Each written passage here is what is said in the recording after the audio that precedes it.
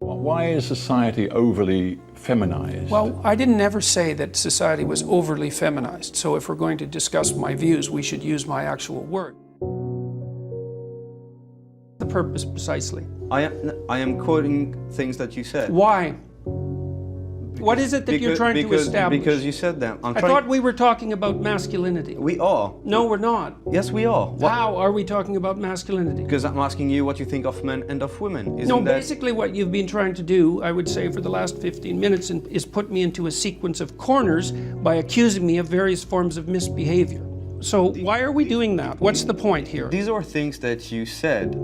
My job as a journalist is to ask questions about what you represent and the ideas that you defend. Your job is also to select the things that you might ask about in some manner that doesn't indicate a substantive bias.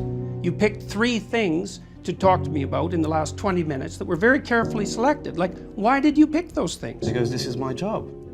Should your right to freedom of speech trump a trans person's right not to be offended? Because in order to be able to think, you have to risk being offensive. I mean, look at the conversation we're having right now. You know, like, you're certainly willing to risk offending me in the pursuit of truth. Why should you have the right to do that? It's been rather uncomfortable. Well, I'm very glad I put you on the spot. Well, I'm very glad that I have exercised my freedom of speech. You get my point. It's like you're doing what you should do, which is digging a bit to see what the hell's going on. So and that is what you should do. But you're exercising your freedom of speech to certainly risk offending me. And that's fine. I think more power to you as far as I'm concerned. So you haven't sat there and... I'm just trying to work that out. I mean... Ha, gotcha. You have got me, you have got me.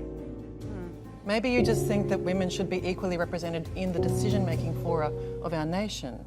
Maybe that's really just about having proper equality in a body that's meant to be representative. Well, I do believe that women should have... I don't understand your question, I guess. I guess you don't. That's pretty obvious, unfortunately. Well, how about if you phrase it more clearly, instead of just insulting me? Look at it this way. Let's talk about quotas for a minute. So there's a very wide array of jobs that are fundamentally done by men. So, for example, Member of Parliament. 99.9% of sorry, Alex, I'm going to bricklayers. stop sledging you now, I promise.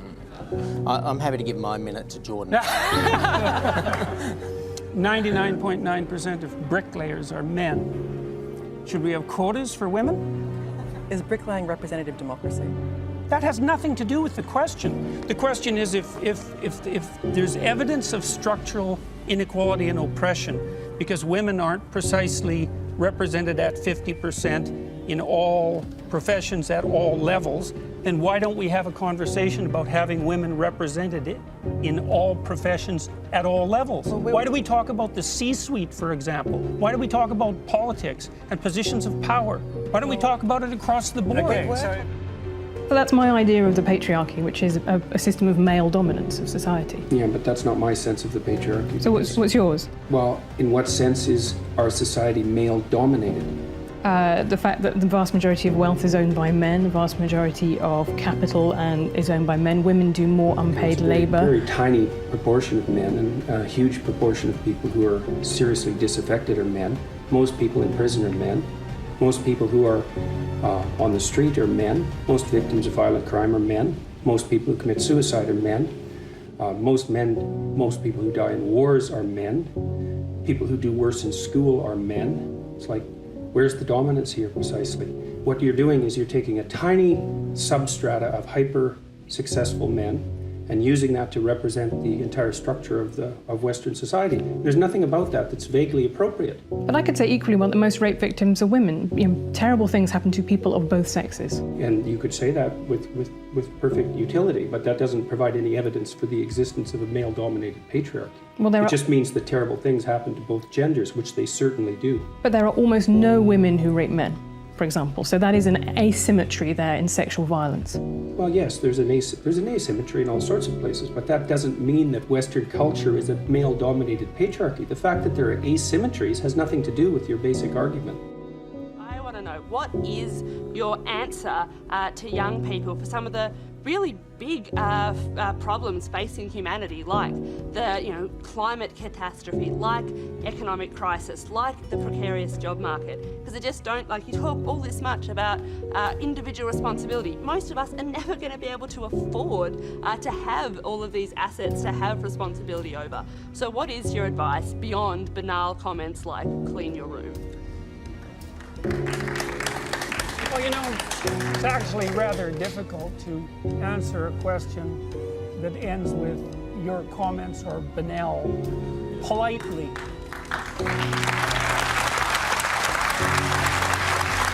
So, you know, I would consider that more of an opinionated personal and political statement than actually a question. So why don't you try reformulating that so that there's an actual question there? What is your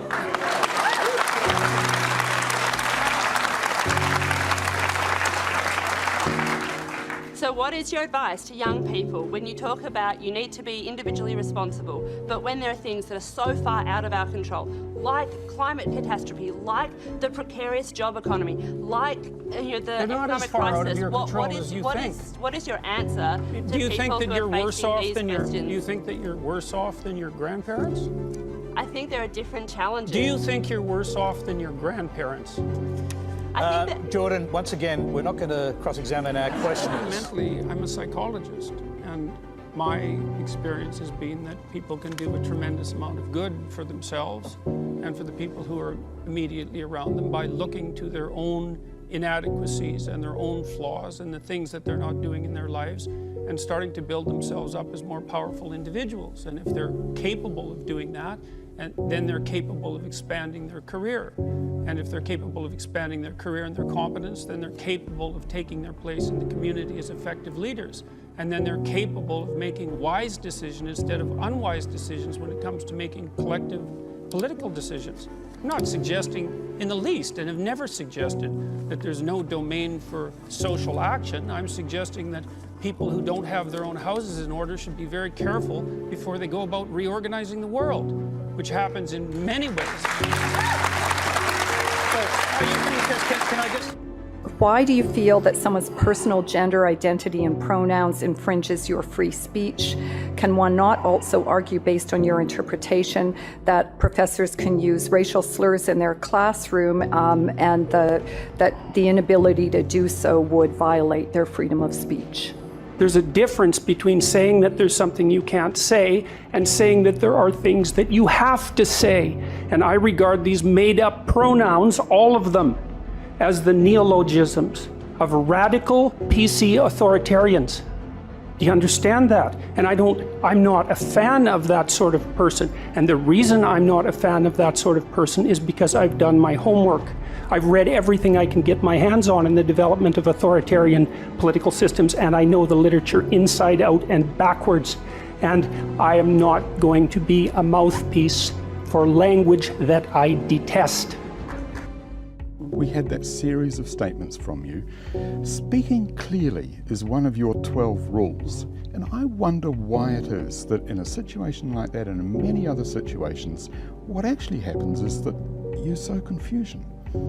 I don't sow confusion. The journalists that interview me sow confusion. Well, the woman who wrote the New York Times that happens? article. That you get misinterpreted in your views so often? With her, it was absolutely clear. I spent 2 days with her, and we spent 30 seconds talking about enforced monogamy, and she's a very smart woman, and she knew exactly what I meant, and chose to make that the centerpiece of the article for I would say, to attract attention in a way that was completely inappropriate. But you know it's not just the journalists from the New York Times. You know that this happens over and over and over. That's because the journalists read each other's journalism, and they don't read the books, and they don't watch what I'm saying. Never with you. The fault is... Well, no, the fault is sometimes with me. I mean, it's not like I always say everything perfectly. But there's no, it's getting dull to read the journalistic accounts because they're just mirror images of everything that's been written over the last year and a half. And the same old things. There's 10 epithets that are generally thrown at me, every one that you can possibly think of. And people have gone over everything I've said to my students for the last 30 years, almost all of which is recorded, and found absolutely no evidence for any of that even once. I would say that there is a lot online of journalists actually trying to interview seriously trying to get towards a proper understanding. And that, what you just said to me, is a very common thing you say. I've been over the evidence, there is no evidence anywhere. It isn't just me that's been over the evidence, it's people that have been trying to take me out who've been over the evidence and have not been able to find any.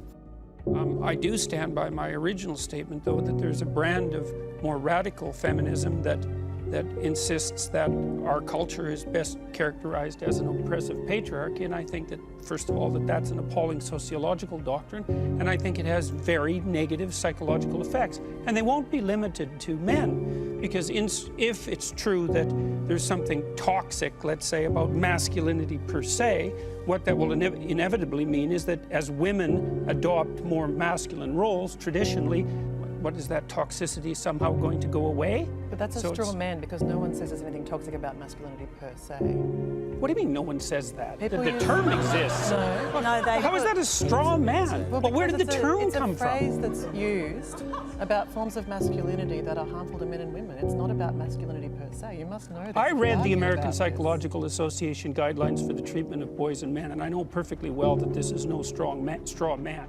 Why do you think it is that so much of what you say is so very popular with the alt-right? It isn't, and you don't have any evidence for that at all. Any more than the evidence that alt-right people watch this show. Neonite website, Saviour of Western Civilization. Oh well, that was all taken apart today by a number of Jewish publications, by the way, showing that, first of all, that was all satirical commentary on the part of the alt-right, directed at taking me down, for example. And there was an alt-right article yesterday published saying that I was a Jewish stooge and shill.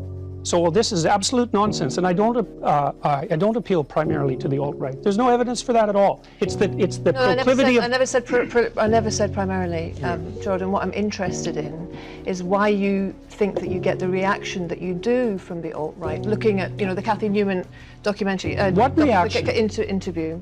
There's 10 million people watched that and commented on it. I'm talking about what I saw, and I'm curious to know what your reaction was to the glee with which the alt-right seized upon that interview. I don't accept. Should we deal with the death threats? I mean, she had, I think, a dozen. I don't accept the concept that it was the alt-right that was doing this. There were 10 million people who commented on that video, and about 95% of them commented negatively on Cathy Newman's behavior. You think there's 10 million alt-right trolls watching that? A trans woman is a real woman. I don't really like the way those questions are formulated. I don't know what that means. What do you mean a real woman? Well, I'm asking you, in your mind, it depends what you think a real woman is, but do you think a trans woman is a woman? No. Why not? Because I think that women are capable, generally speaking, of having babies, and they have female genitalia, and they have an XX chromosome, and I look at the studies, and I'm really also very much interested in studies like the analysis that was done by the American Psychological Society, which looked at 45 analysis of whether there's sex difference over 20 years, and its conclusion was that men and women are basically alike in terms of personality, in terms of cognitive ability, in terms of leadership. But what it did find was that media depictions of men and women as fundamentally different perpetuate misconceptions, as does workplace. Men and women actually are more the same than they are different. But the issue is that small differences at the population level can turn into very large differences at the extreme. So, for example, men and women are broadly similar with regards to aggression, although men tilt a little bit more towards aggression. So that if you picked a random person out of the population, male and female, and you guessed that the male was more aggressive, you'd be right 60% of the time. But if you take the 1 in 100 most aggressive people, they're all male. And that's why the overwhelming proportion of people who are in prisons are male. Now, do you want to equalize that, just out of curiosity? What about bricklayers? They're 99% male. And we've got about 3/4 of the population now in universities in the humanities and social sciences are female. Yeah. Are we going to equalize that? And men work longer hours. They work more dangerous jobs. They're more likely to move. They're more likely to work outside. They're more likely to participate in jobs in the STEM fields that are scalable. They make more money for those reasons. And that's all hidden under the idea that the reason that men and women make different amounts of money is because of their gender. It's a very